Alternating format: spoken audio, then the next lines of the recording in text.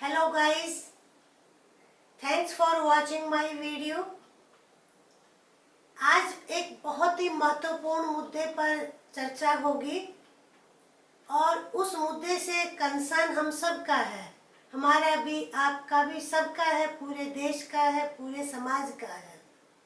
तो वो ऐसा कौन सा विषय है जो इतना इम्पोर्टेंट है, और वो विषय है हमारी शिक्षा। भारत में शिक्षा कोई नया विषय नहीं है, बहुत पुराना है, हजारों साल पुराना है।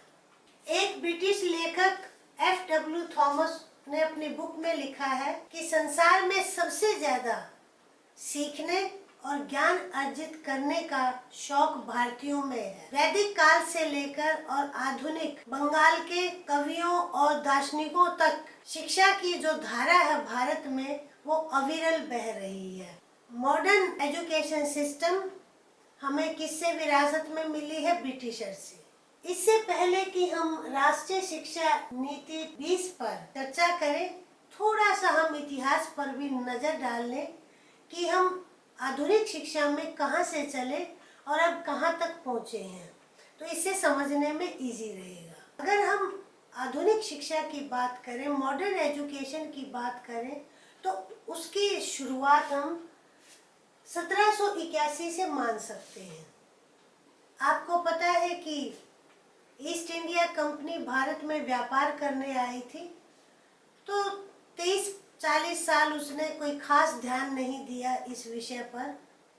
लेकिन धीरे धीरे जैसे जैसे उसके पैर फैलने लगे और उनको लगा कि भारत के प्रशासन में भी तुम इंटरफियर कर सकते हो, उस पर भी धीरे धीरे कब्जा कर सकते हो, और वो एक ऐसी एजुकेशन सिस्टम लाना चाहते थे जो वहाँ के और भारत के समाज के बीच में एक कड़ी बन सके। तो आधुनिक जो प्रणाली है शिक्षा की, वो हम 1781 से मान सकते हैं, जब वारन हेस्टिंग्स के टाइम पर कलकत्ता में मदरसा खोला गया। 1791 में वाराणसी में संस्कृत कॉलेज खोला गया। लेकिन नई शिक्षा की जो असली शुरुआत है वो 1813 में चार्टर एक्ट से शुरू हुआ। चार्टर एक्ट हालांकि 1813 में माना गया था, लेकिन ये 13 में लागू नहीं हो सका। झगड़ा चला कि माध्यम जो है शिक्षा का क्या होना चाहिए। कुछ उनके जो शिक्षाविद थे इस फेवर में थे कि इंग्लिश जो है वो इंग्लिश मीडियम होना चाहिए। कुछ का ये मानना था कि वर्नेकुलर लैंग्वेज, यानी कि जो भारत में लोकल भाषाएं हैं वो माध्यम होना चाहिए। तो उस टाइम ये लागू नहीं हो सका। करीब 1 लाख रुपए सैंक्शन किए सरकार ने, और ये खर्च हुए 1835 में लॉर्ड बेंटिक के टाइम में। लॉर्ड बेंटिक ने मैकॉले को अपॉइंट किया इस काम के लिए, और आप सब थ्योरी जानते हैं कि लॉर्ड मैकॉले ने बहुत ही क्लियरली कहा था, बहुत स्पष्ट रूप से कहा था कि मुझे पढ़े लिखे क्लर्क चाहिए हैं भारत में, और उसके लिए ज़रूरी है कि इंग्लिश की एजुकेशन इनको दी जाए। तो उसने इस दिशा में कदम उठाना शुरू किया, और इस टाइम में आके एक और इम्पोर्टेंट बात हुई, वो ये मिशनरीज का भारत में आना।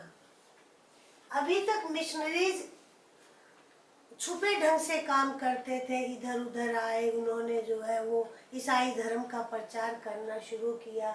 लेकिन इसके अंडर उन्होंने सिस्टेमेटिकली अपनी एजुकेशन भी देनी शुरू की, और ईसाई धर्म को भारत में जमाना भी चाहा मिशनरीज ने, क्रिश्चियन मिशनरीज ने। तो यहाँ पर ये एक और बदलाव हुआ, और इसके अंडर ये डिसाइड किया गया कि साइंस और लिटरेचर की जो शिक्षा है, जो एजुकेशन है, वो इंग्लिश मीडियम में दी जाएगी। ये फाइनल हो गया, और बॉम्बे और कलकत्ता में एक एक कॉलेज खोला गया। ये इस एज पर ये स्टेप लिया गया। लेकिन जो मेजर एक खास जो परिवर्तन आया एजुकेशन में इंडिया के में, जो एक ठोस कदम उठाया गया, वो 1854 में सर चार्ल्स वुड, जो बोर्ड ऑफ कंट्रोल के कंपनी के प्रेसिडेंट थे, उन्होंने लंदन से यहाँ पर गवर्नर जनरल को एक डिस्पैच भेजा और वो डिस्पैच एक तरीके से भारत में इंग्लिश एजुकेशन का मैग्ना कार्टा कहा जाता है। तो यहाँ पर इसको मैग्ना कार्टा वुड्स डिस्पैच को क्यों कहा गया? क्योंकि ठोस कदम भारत में शिक्षा की ओर वो वुड्स डिस्पैच के नाम से जाना गया। सर चार्ल्स वुड ने ये गवर्नमेंट की जिम्मेदारी दी कि भारत में शिक्षा का प्रसार किया जाए, प्राइमरी एजुकेशन से लेकर यूनिवर्सिटी एजुकेशन तक उसको रेगुलराइज किया जाए और कम से कम एक डिस्ट्रिक्ट में एक स्कूल खोला जाए। और एक और क्या नई बात थी, वो थी एजुकेशन ऑफ गर्ल्स, कि गर्ल्स की एजुकेशन पर भी ध्यान दिया जाए। और इसके बाद 1854 के बाद फिर हर 5-10 साल बाद एक यूनिवर्सिटी खोली गई। इलाहाबाद, पंजाब, मद्रास, कलकत्ता और बॉम्बे में यूनिवर्सिटीज खोली गई। यानी ये 19वीं सदी के अंत तक आते आते ये कदम उठाए गए और इसका परिणाम ये हुआ कि लड़कियों को भी एजुकेशन मिलने लगी, एटलीस्ट नींव रखी गई। हालांकि हमारे देश में भी बहुत सारे लोगों ने काम किया, जैसे ईश्वर चंद्र विद्यासागर जी थे, उन्होंने महिला एजुकेशन पे बहुत ध्यान दिया, संस्कृत स्कूल भी खोले, कॉलेज भी खोले और भी हमारे हुए हैं नेता जिन्होंने कि गर्ल्स एजुकेशन पे ध्यान दिया। और 1885 के आसपास गांगुली नाम की फर्स्ट महिला भारत की ग्रेजुएट बनी और वो भी साइंस में। लेकिन इतना सब होने के बाद भी भारत में एजुकेशन का बहुत बुरा हाल था। उसके बाद मेजर एक चेंज आया 1904 में, the bill of universities act, जिसके अंडर यूनिवर्सिटीज के जो फंक्शंस हैं उनको विस्तृत किया गया, उनको एनलार्ज किया गया। और एक और जो मेजर चेंज आया वो था 1718 में, 1917-18 में सैडलर कमीशन की नियुक्ति हुई और उस कमीशन ने भी खास सिफारिशें की और उस पर कार्रवाई भी हुई।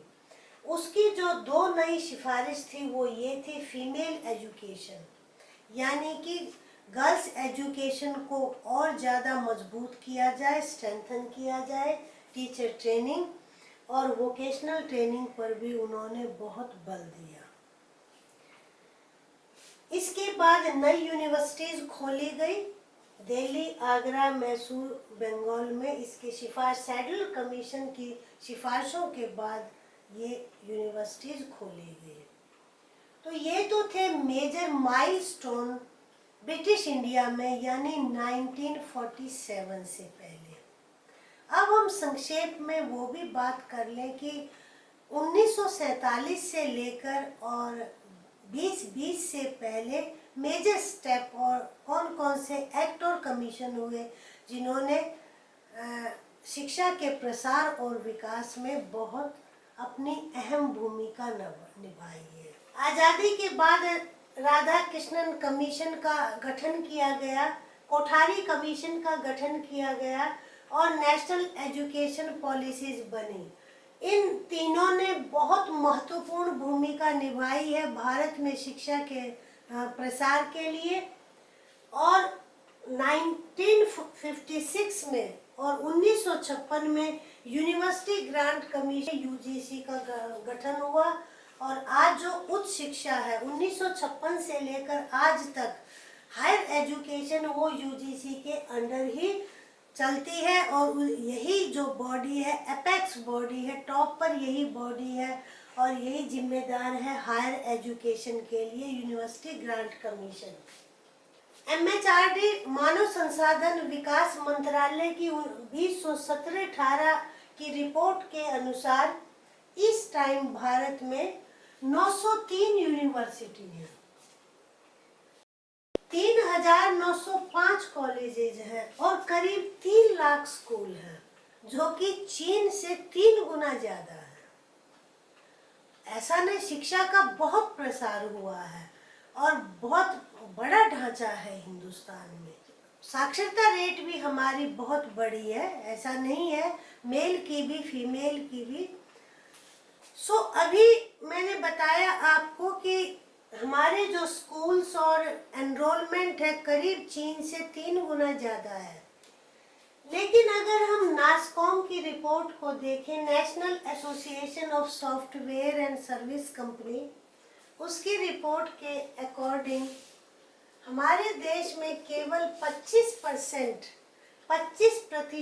जो टेक्निकल ग्रेजुएट हैं वो एम्प्लॉयबल है, यानी जिनको नौकरी दी जा सकती है, जिनकी प्रोडक्टिविटी होगी सर्विस के बाद, केवल 25% एम्प्लॉयबल है। ये तो टेक्निकल ग्रेजुएट्स की उन्होंने बात की है, और जो दूसरे ग्रेजुएट है वो केवल 15% है, 15% है। तो ये स्थिति यहाँ पर खराब स्थिति है और इसमें सुधार की ज़रूरत है। अब कहाँ सुधार की ज़रूरत है, क्या इस नीति में कुछ ऐसा ठोस कदम उठाया गया है, वो मैं अगले वीडियोज़ में डिस्कस करूँगी। पूरी डिटेल में ये एजुकेशन पॉलिसी डिस्कस की जाएगी और आई होप कि आप लोग देखेंगे और इन्फॉर्मेशन आपको अच्छी भी लगी होगी। आपका, हमारा, आपके बच्चों का, हमारा सबका संबंध इस नेशनल एजुकेशन पॉलिसी 2020 से है। इस स्कीम के अंडर क्या क्या चेंजेस किए गए, कहाँ क्या इस कमी को दूर करने की कोशिश की गई है, क्या हमने कंटिन्यू किया है, वो स्कूल एजुकेशन से लेकर यानी कि फाउंडेशनल स्टेज से लेकर हायर एजुकेशन तक वीडियोज में चर्चा होगी। मुझे उम्मीद है कि आपको ये वीडियो अच्छा लगा होगा, इन्फॉर्मेशन यूजफुल लगी होगी। अगर चैनल पर फर्स्ट टाइम है सब्सक्राइब करें, वीडियो को लाइक करें और अपने फ्रेंड्स के साथ शेयर करें। और आपका शेयर और लाइक मेरे लिए बहुत इम्पोर्टेंट है। It will motivate me to create more videos.